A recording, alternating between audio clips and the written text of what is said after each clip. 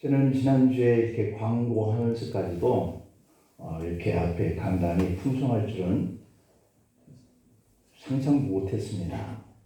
그래서 기본적인 틀을 이렇게 마련해 놓고 빈자리를 이렇게 내어놨는데 이렇게까지 가득 채워줄 줄 마음이 너무 기뻐요. 하나님이 정말 기뻐하실 줄로 믿습니다. 우리가 김장을 하지 않기 때문에 채소 종류는 가져오지 말자, 그냥 과일만 들자 그랬는데도 이렇게 넉넉하고 풍족합니다. 제주도에서 교를 보내신 우리 김한수 권사님으로부터 또 어제는 우리 이 모스켓, 포도, 이런 이게 수박, 또 메론 이런 것도 우리 이부영 집사님이 한 바구니를 가주시고 또 오늘 장로님 또 우리 백 집사님 또 할 것 없이 이렇게 또 감을 가주시고 요 두 개는 왜 이렇게 앞에 놓았느냐면 이게 우리 교회 감나무에서 금년에 수확인데요.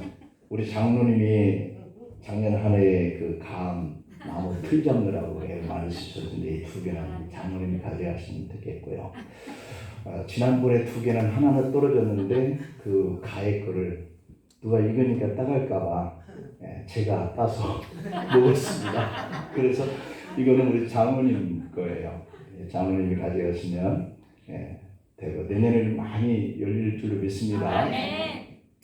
그리고 우리 그 박명욱 집사님이 추수감사절인데 우리 교우들 이렇게 가실 때 여러분들이 받아갈 것은 이 떡만 가져갈 겁니다.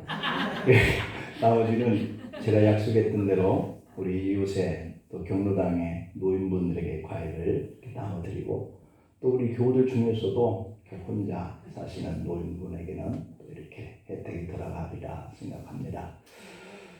그리고 또 우리 정진희 집사님 모처럼 나오시면서 쌀도 이렇게 가져오시고 너무너무 감사해요. 모든 분들에게 이러한 코로나 시대에 하나님 앞에 이렇게 또 가져다 놓고 예배를 드릴 수 있게 해주신 너무 감사하고 우리 같이 하나님께 영광을 드립니다.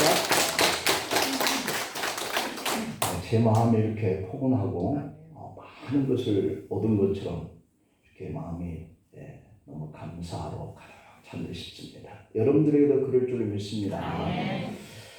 미국의 콜로라도 스프링스에 본부를 두고 있는 국제 어린이 구호단체, 그 단체 이름이 일명 캠패션이라고 합니다. 캠패션.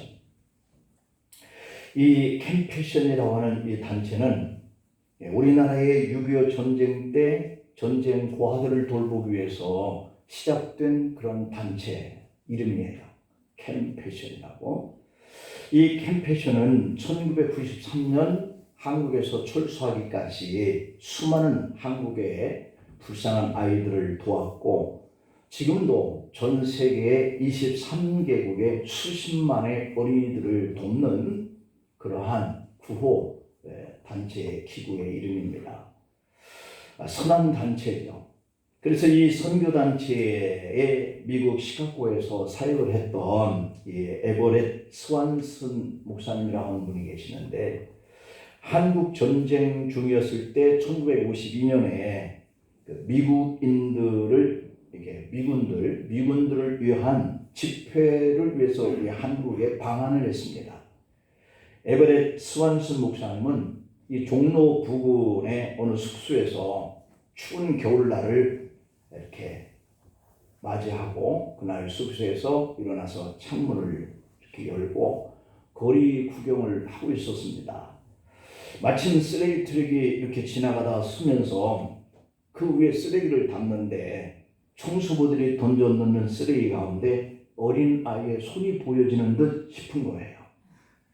깜짝 놀라서 그 방금 던져진 쓰레기 가운데 어린 아이의 손을 보았다. 그러면서 손짓 발짓하면서 말을 거는데 말이 통하지를 않습니다.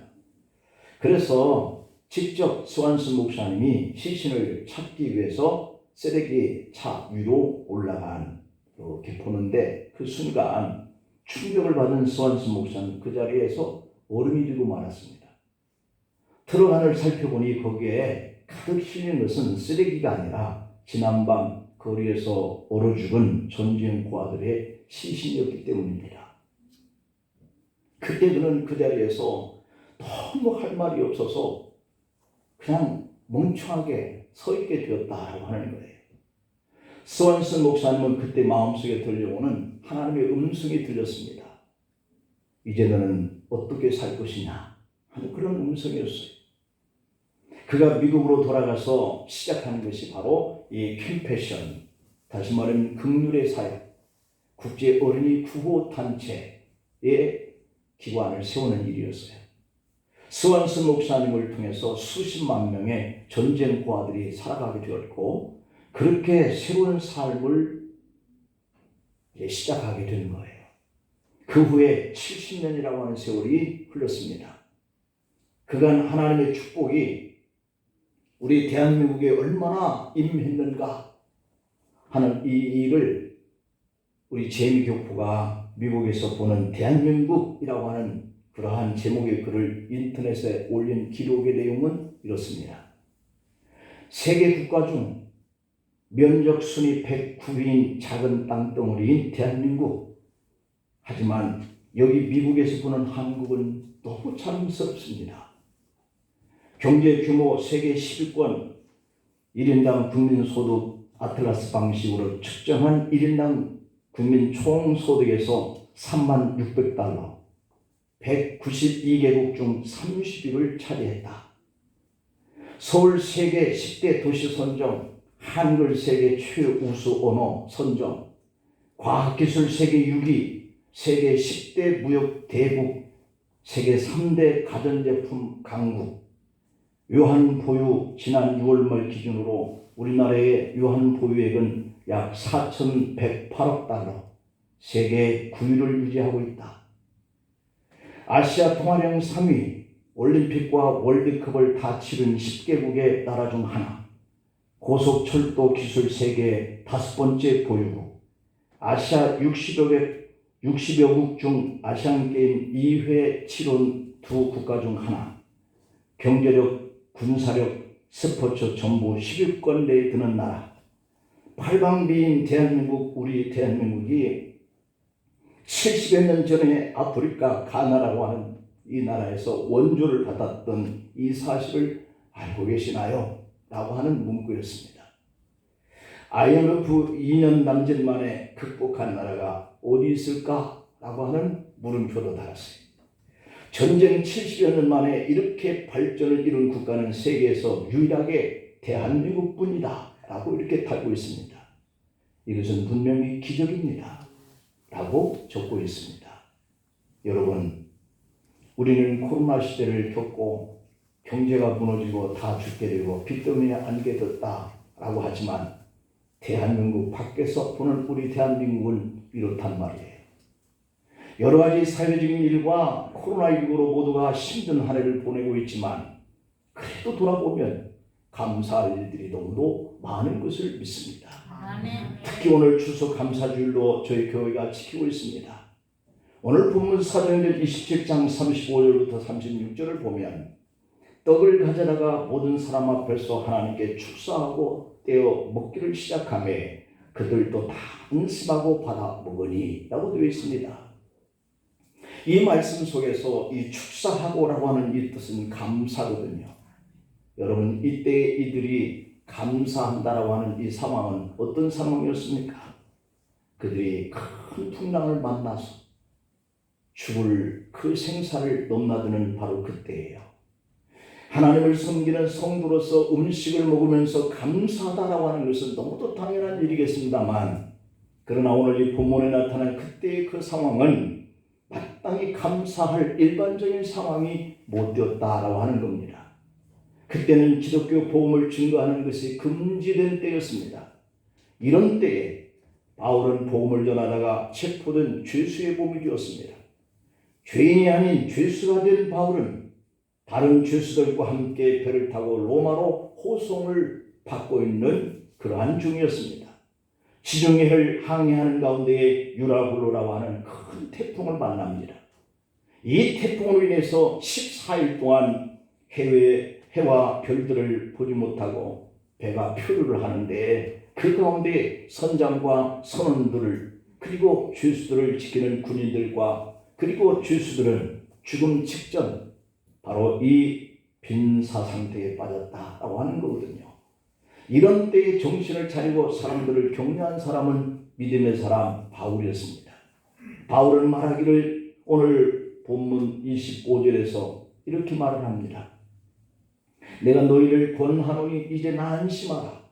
너희 중에 아무도 생명에는 손상이 없겠고 오직 백분이로라. 내가 속한 바 곧 내가 섬기는 하나님의 사자가 어젯밤에 내 곁에 서서 말하되 바울아 두려워하지 말라. 네가 가이사 앞에 서야 하겠고 또 하나님께 너와 함께 항해를 하는 자를 다 네게 주었다 하였으니 그러므로 여러분이 안심하라. 나는 네게 말씀하신 그대로 드리라 하고 하나님을 믿노라 하고 그들을 안심시켰다는 내용이 25절 이하에 쭉 기록이 되어 있습니다.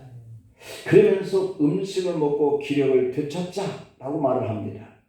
이때 음식을 가져다가 하나님 앞에 감사하고 떡을 나눴다라고 하는 얘기죠.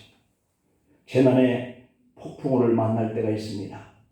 실패의 폭풍우를 만날 때가 있습니다. 코로나19로 나라의 빚이 1,000조를 넘고 있고 가계빚이 늘고 있어서 그들을 지원하는 이러한 일을 4차례나 하고 있지만 아직도 도움을 받을 자의 입장에서는 더 달라라고 외치고 있는 이런 상황 가운데 우리가 살아가고 있습니다.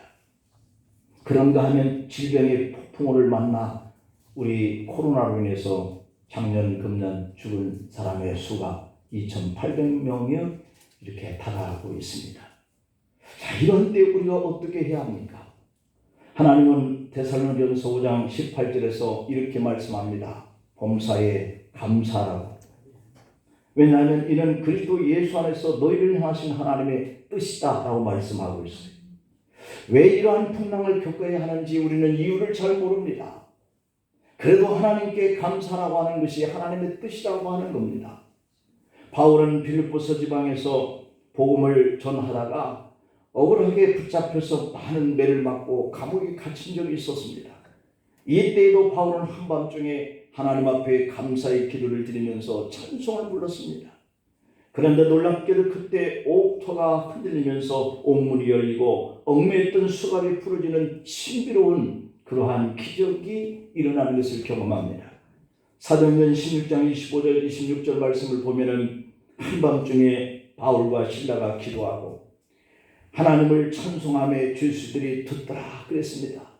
이 갑자기 큰 지진이 나서 옥토가 움직이고 문이 다 열리면서 모든 사람의 매인 것이 다 벗어진지라 그랬습니다. 하나님의 그 능력과 이 기적은 바로 감사하고 찬송하는 그곳에 나타난다는 사실이에요. 우리가 이렇게 힘겹고 어려운 가운데 있을 때 감사하고 찬송하기가 참 어렵겠지만 그럼에도 불구하고 그분께 우리가 이 형편과 이러한 상황 속에서 감사할 수 있는 사람, 찬송할 수 있는 사람에게는 기적이 일어나는 것을 믿으시길 축복합니다. 감사라고 하는 측면에서 반응하는 사람의 3가지 모습이 이렇게 나타나 있어요. 첫째는 은혜를 잊어버리고 감사할 줄 모르는 사람이 있어요. 이게 보편적이겠죠. 우리가 이렇게 큰 나라 가지고 이렇게 잘 사는 나라가 되었어도 여전히 이 안에 사는 사람은 그 감사를 다 잊어버리고 보여지고 당면된 이 환경 때문에 이놈의 나라 이렇게 얘기하고 있죠. 그런데 이 나라 밖에서는 이 나라를 바라보면서 너무 부러워하고 있다는 사실. 이런 사람을 우리는 가리켜서 배은망덕한 사람이다 말합니다. 은혜를 모르는 사람에 대해서 하나님이 한탄하시면서 이사야 1장 2절 3절에서는 이렇게 표현을 하고 있어요. 하늘이여 들으라, 땅이여 귀를 기울이라. 여호와께서 말씀하시기를 내가 자식을 양육하였거늘 그들이 나를 거역하였도다. 소는 그 힘자를 알고 나귀는 그 주인의 구유를 알건만은 이스라엘은 알지 못하고 나의 백성은 깨닫지 못하는도다. 이렇게 말씀하고 있어요. 내가 하나님의 사랑을 받고 구원받은 하나님의 자녀가 되었는데 하나님의 말씀에서 떠나서 순종하지 못하는 이런 사람의 모습. 우리들이 교회 올 때에 사람들이 자동차를 타고 왔습니다. 대부분의 사람들은 편리한 휴대폰을 가지고 있습니다. 라디오와 텔레비전으로 유익한 시간을 갖고 삽니다. 모든 문화적인 혜택은 수없이 많은 과학자들의 피땀 흘린 노고의 결과이죠. 그런 거로 우리는 살면서 하나님의 은혜와 부모님의 은혜, 스승의 은혜, 나라의 은혜, 이웃의 은혜를 감사하면서 깊이 생각하는 이러한 삶을 살아야 할 줄로 믿습니다. 두 번째로는 은혜를 알기는 하지만 감사 생활을 흉내만 내고 형식적인 그러한 감사 안에서 사는 사람이 있다. 하나님과 그 주위의 사람들이 은혜를 어느 정도 알기는 해요. 그렇지만 감사하는 마음은 깊지 못해요. 표현을 못하고 산다는 것이죠. 다시 말하면 맑은 날은 감사하나 흐린 날은 원망한다는 것이죠. 건강할 때는 감사하지만 병났을 때는 원망한다는 것이죠. 사업이 잘 될 때는 감사하지만 잘 안 될 때는 낙심한다는 것이죠. 취직이 잘 되면 감사하지만 잘 안 되면 분노한다는 것이죠. 기분이 좋을 때는 감사하지만 기분이 나쁠 때는 욕한다는 사실이에요. 어느 선교사가 아프리카 토인 부락을 지나다가 깜짝 놀랄 그런 장면을 목격합니다.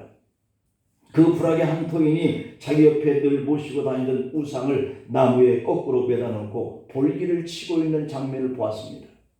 그래서 선교사가 그에게 다가가서 아니 어떻게 당신이 섬기던 신상을 매다 놓고 볼기를 칠 수 있습니까? 라고 물었습니다. 그 토인의 대답이 내가 이 신상을 10년을 섬겼는데 복은 하나도 주지 않고 화만 주니 이런 신상을 어떻게 섬기겠느냐 라고 말했다는 겁니다. 지금도 이와 비슷한 신앙 사상을 가진 사람들이 많다는 것이죠. 우리가 좋을 때는 감사하는데 좋지 않을 때는 원망하고 불평하고 분노하고 화를 내는 이러한 신앙의 모습은 우리에게 있는 것은 아닌지, 우리는 나를 사랑해서 아들까지 십자가에서 대신 희생하신 이 하나님의 은혜를 망각하고 잘 안 될 때, 어려운 환경에 놓일 때 이렇게 사는 것은 아닌지 돌아보면서 형식적인 그런 감사의 생활에서 우리는 이제 소도 그리고 나귀도 그 임자를 알고 주인을 아는데 우리는 그렇지 못하는 것을 깨닫고 살아가는 여기의 삶 속에 우리도 감사하는 일에 우리도 살아갈 수 있기를 축원합니다. 그 다음에 세 번째로는 바울과 같이 범사에 감사하는 사람들이 있더라. 감사라고 하는 것은 믿음의 열매인 줄 믿습니다. 믿음이 있을 때 감사한 마음이 생겨요. 오늘 제가 여러분들에게 지난주에 한번 강구했을 뿐인데 그 마음속에서 일어나는 이 감사로 드리는 것을 보니 여러분들이 하나님 앞에 얼마나 감사하면서 살고 있는지 이것이 보여지는 것 같아서 너무 좋아요. 믿음이라고 하는 것은 있을 때 감사하는 마음이 생기게 되는 것이 당연해요. 그러므로 감사하는 마음은 하나님을 향한 나의 믿음의 표현인 줄 믿습니다. 저울이죠.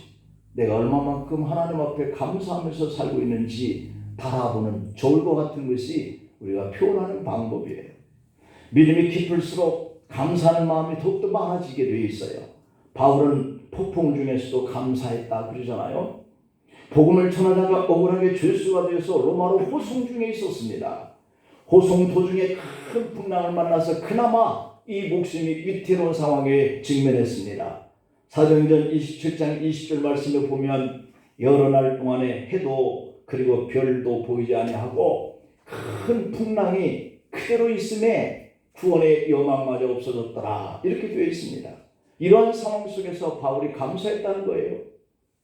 우리가 돌아보면 이런 상황 속에서 감사할 일인가? 라고 할 수 있겠지만 감사할 수 있는 사람이 있다는 거예요. 이것이 바로 초대교회 성도들의 신앙의 모습이었습니다. 초대교회 사도들과 성도들은 감옥에서도 감사했고 매를 맞으면서도 감사했고 저 사자굴 속에 던져도 감사했고 화형되어서 길거리를 비춰지는 횃불이어서 죽어가도 감사했고 제사를 몰수당하면서도 감사했고 순교자로서 생명이 있을처럼 사라져가는 그 현장 속에서도 감사했어요. 왜 그랬을까요? 어떻게 하면 이럴 때도 감사할 수 있었을까요? 깊은 믿음의 성도들은 당장 눈앞에 보이는 것만 보지 않고 보이지 않는 하나님의 나라에 대한 소망이 있었기 때문인 줄 믿습니다. 가뭄이 계속되는 여름날 먹구름이 하늘을 뒤덮고 번개와 천둥이 마음을 두렵게 할 때가 있습니다. 그러나 농부는 그래도 기뻐하며 감사해요. 그 가운데 생명의 단비가 있음을 알고 있기 때문이에요. 그러므로 여러분, 먹구름과 이 천둥 번개만 바라보면 두렵기만 하고요, 불평만 생기고요, 원망만 생겨요. 그 속에 감춰지는 이 생명의 신비스러운 하나님의 그 기적, 이것을 볼 수 있는 믿음이 있어야 이 고난이 지나가면 열매가 있을 거야 하는 이런 생각을 우리가 갖게 되는 것이죠. 그래서 하나님은 범사에 감사하라고 그래요. 태풍이 와도 그 태풍이 온 이후에 물이 고여있는 이 저수지에서 가뭄 때에 우리가 농사를 지을 수 있는 것을 볼 수 있는 사람은 감사할 수 있는 거거든요. 어느 학자들은 동물을 반응하면서 산다, 그렇게 말을 하더라고요. 동물들은 사물의 느낌이나 어떤 작용에 대해서 나타내는 즉각적인 반사작용을 한다고 그래요. 춥다, 덥다, 배고프다, 아프다, 이렇게 말하는 것은 반사적인 반응이에요. 동물과 사람의 차이점 중에 한 가지가, 동물은 반응으로 살아가지만 사람은 생각한 후에 응답으로 살아간다, 이렇게 얘기를 하더라고요.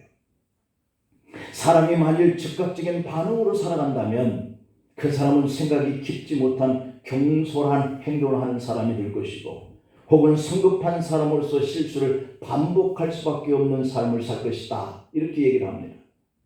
그래서 즉각적인 반응으로 사는 사람은 후회할 때가 많고 실패할 때가 많다는 거예요. 여러분, 감사라고 하는 것은 그 사람이 많은 생각과 깊은 생각을 할 때 나오는 것이 감사예요. 그게 바로 응답이거든요. 2021년 코로나 시대에도 하나님께 받은 은혜가 얼마나 되는가 우리가 깊이 생각해 보면 그래도 감사할 그러한 환경의 때가 있었던 것을 우리가 생각할 수 있어요. 아프면 원망하고 싶고 나으면 감사하고, 또 아프면 원망하는 것은 생각이 깊지 못한 이 동물적 반응이라는 거예요. 우리 믿음의 사람은 믿음의 눈을 가지고 살기 때문에 오히려 어려울 때 깊이 생각하는 거예요. 왜 이런 어려움이 올까? 이 어려움 다음에 어떠한 일이 또 일어날까? 깊이 생각하는 것. 그 어려움 속에서 하나님의 은혜를 찾으면서 사는 것, 이게 바로 믿음의 사람인 줄 믿습니다. 일이 잘 될 때 한 번 더 생각하고, 그리고 하나님의 은혜구나 하는 것을 깨달으면 더욱더 겸손한 마음으로 하나님께 영광 돌리면서 사는 것, 이것이 바로 신앙의 응답이에요. 바울은 폭풍 중에 감사했습니다. 모든 것을 잃는 그런 상황 속에서 감사했어요. 이것은 있다 없다의 문제가 아니고요, 성공과 실패의 문제도 아니고요, 사느냐 죽느냐 하는 문제도 아닌 절대적인 감사지요. 환경을 보고 감사하는 사람은 다시 환경 때문에 원망하게 되어 있습니다. 사람을 보고 감사하는 사람은 그 사람 때문에 다시 불평할 때가 옵니다. 로마의 문호 키케로라고 하는 사람은 감사하는 마음은 최후의 덕일 뿐만 아니라 모든 덕의 어머니다 라고 이렇게 말을 합니다. 감사하는 마음이 가득한 사람은 그래서 죄를 지을 수가 없대요. 감사한 마음으로 가득한 사람은 남을 해치는 경우가 없다고 그래요. 감사한 마음이 가득한 사람은 가정에서 효도를 다한다고 그럽니다. 감사한 마음이 가득한 사람은 어디에 있어도 성실하게 산다고 그럽니다. 세계적인 부호였던 록펠러는 세 가지의 기록을 가지고 있습니다. 세 가지의 기록을 남긴 사람이죠. 첫째는 자선의 기록을 남겼습니다. 그는 록펠러의 재단을 만들어서 남을 위해서 사랑을 베풀면서 살았어요. 그 다음에 두 번째는 인생의 역전을 이룬 기록을 남겼어요. 그는 매우 가난뱅이였습니다. 첫 번째 여인에게 가난뱅이로 몰려가지고 버림을 당하는 아픔을 겪었던 사람이에요. 당신은 너무 돈이 없으니 내가 당신과 결혼한다면 내가 고생을 할 거야. 그래서 버림을 받았다는 겁니다. 그러나 그는 그 비방을 자극적으로 삼았습니다. 세계에서 가장 부유한 재벌로 우뚝 서게 되었죠. 그 다음에 세 번째 기록은 장수의 기록을 남겼는데요. 록펠러는 98세를 살았습니다. 그의 장수의 비결은 자기에 있는 것을 나누는 삶을 실천했기 때문에 장수할 수 있었다. 이렇게 기록을 남겼어요. 그가 40대 나이에 세계적인 재벌가가 되었습니다. 그는 재산을 모으고 지키는 것만 알았지 이웃과 더불어서 나누는 줄을 모르고 살았습니다. 그러던 록펠러에게 무서운 질병이 왔습니다. 불면증과 함께 탈모증에 걸려서 머리는 문어머리처럼 되었고 몸은 쇠약해졌습니다. 의사가 진단하기를 병명조차 찾을 수 없을 뿐만 아니라 지금 상태로는 얼마 살지 못하겠습니다 라고 진단을 내렸어요. 그러던 어느 날 밤 잠을 이루지 못하고 괴로워하다가 성경을 폈는데 디모데전서 6장 10절 말씀이었습니다. 돈을 사랑함이 일만하게 뿌리가 되나니 이것을 탐내는 자들은 미혹을 받아 믿음에서 떠나 많은 근심으로서 자기를 찔렀도다.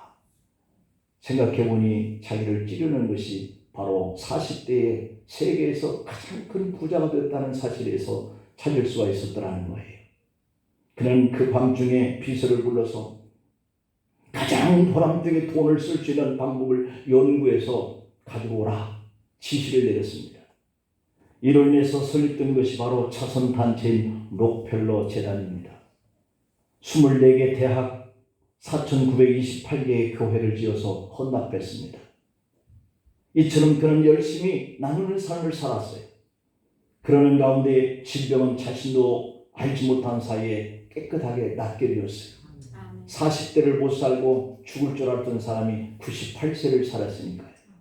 50세를 넘기기 어렵다던 록펠러가 이렇게 장수를 했으니, 록펠러가 이렇게 세 가지의 기적을 창출해낸 것, 그것이 바로 그의 삶 속에서 이런 답을 냈는데, 첫째는 감사하는 마음이었다는 거예요. 두 번째로는 경건한 생활 속에서 있었다는 거예요. 그는 단 한 번도 술과 담배를 입에 대지 않았다고 합니다. 그리고 평생 동안 교회학교 교사로 봉사를 했다고 합니다. 그래서 4,000개가 넘는 교회를 개척을 해서 세워줬고 24개의 대학에 이렇게 학생들이 와서 공부할 수 있는 학교를 지었으니 말이죠. 그 다음에 세 번째, 성경 묵상이었다고 합니다. 그는 90살이 넘어 시력이 약해질 때에 사람을 고용해서 성경을 읽도록 했다고 합니다. 성경을 중심한 경건생활과 나눔의 선행과 감사하는 삶이 그를 경건케 했고 그의 삶을 빛나게 만들었다는 거예요. 여러분, 다시 한번 데살로니가전서 5장 18절의 말씀은 이렇습니다. 범사에 감사하며 우리를 향하신 하나님의 뜻을 폭풍 중에서도 감사했던 이 바울의 삶을 우리가 닮아가 록펠러가 이렇게 세 가지의 기록을 남기고 세 가지의 감사할 수 있는 그런 조건을 남기는 것은 우연이 된 것이라고 볼 수가 없습니다. 큰 풍랑 중에도 감사할 수 있으면, 은혜를 잊으면 감사를 못합니다. 은혜를 알아도 형식적에 그치면 감사가 적습니다. 범사에 감사할 줄 알고 여러분의 삶이 하나님 앞에 이렇게 감사할 수 있는 삶으로 변화되는 기적이 일어나기를 축복합니다. 기도하시겠습니다. 하나님 아버지,